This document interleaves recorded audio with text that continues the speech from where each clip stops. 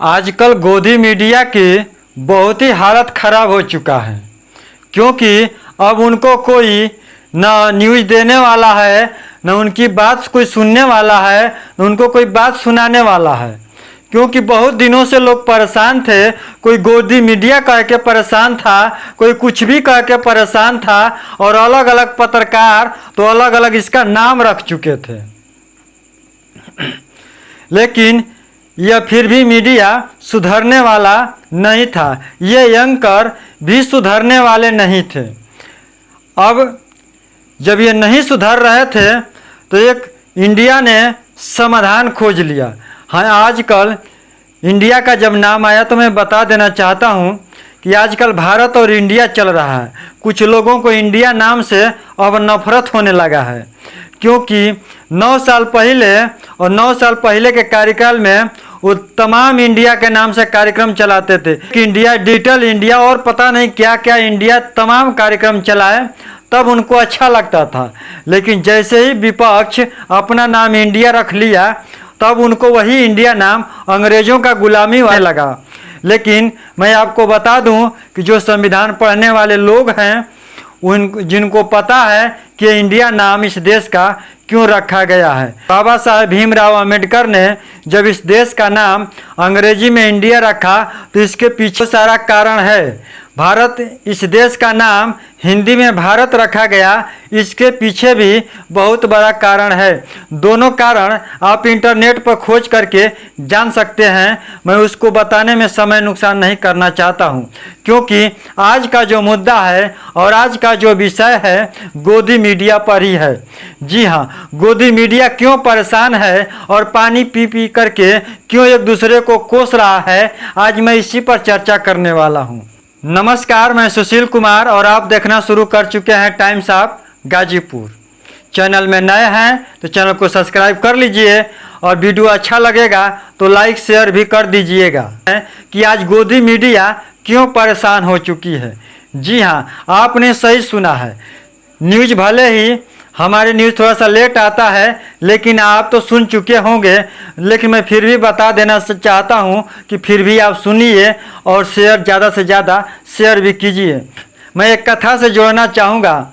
भगवान बुद्ध अपने जीवन में एक बार एक सूत्र बताए कि जब आप, कोई व्यक्ति आपको गाली दे या आपको बोले या आपसे मार झगड़ा करना चाहे, तो आप अपना रास्ता बदल करके अपने मंजिल के तरफ बढ़ जाइए। ठीक उसी तरह से जो इंडिया गठबंधन है, गोदी मीडिया उनकी बात को सुनने से हमेशा इनकार करता था, उनके पक्ष को बराबर नहीं रखा करता था। एक ही पार्टी की बात को, एक ही पार्टी की एजेंडा को हमेशा रखने का गोदी मीडिया पर आरोप हमेशा से लगता आया, और इनकी बातों को सुन सुन करके तो लोग इतने परेशान हो चुके हैं कि क्या कहा जाए। अब सोशल मीडिया में तमाम पत्रकारों की चर्चाएं आ रही है, और गांव और बाजार, दुकानों से लोग क्या कह रहे हैं आप सोशल मीडिया में सुन ही सकते हैं। और आप भली भांति गोदी मीडिया से जानकार भी हैं। जैसे ही कोई डिबेट चालू होता है या कोई न्यूज़ चालू होता है, तो उसको इतना हिंदू मुस्लिम में रगड़ रगड़ कर दिखाया जाता है। पता नहीं है मीडिया के लोग, ये गोदी मीडिया के लोग जनता में कौन सा मैसेज देना चाहते थे, हमें तो आज तक नहीं समझ में आया। आपको समझ में आया होगा तो ज़रूर कमेंट कीजिएगा। मैं यही बात बताने के लिए आज आया हूँ। मैं आपको बता दूँ कि जो इंडिया गठबंधन है, उसके सारे पार्टी के जो नेता हैं मिल करके एक फैसला किए हैं और एक बेकायदे लिस्ट भी जारी किए हैं 14 एंकरों की। जो 14 एंकर कहीं भी मिल जाए, कहीं भी बाजार में दिख जाएं, तो उनसे बात नहीं करना है, उनको इंटरव्यू नहीं देना है और उनके शो में भी नहीं जाना है। सभी पार्टियों ने यहाँ तक भी कह दिया कि हम अपने किसी भी प्रवक्ता को, अपने किसी भी प्रतिनिधि को हम वहाँ तक नहीं भेजेंगे, उनके शो में नहीं भेजेंगे, उनसे बात नहीं करेंगे और उनको विज्ञापन भी नहीं देंगे, क्योंकि विज्ञापन से ही तो न्यूज़ चलता है। जो ज़्यादा पैसा देता है उसकी बात ज़्यादा किया जाता है, लेकिन पत्रकार का काम सिर्फ पैसे लेकर के काम करना नहीं है, क्योंकि इस देश का जो चौथा स्तंभ होता है वो पत्रकारिता होता है।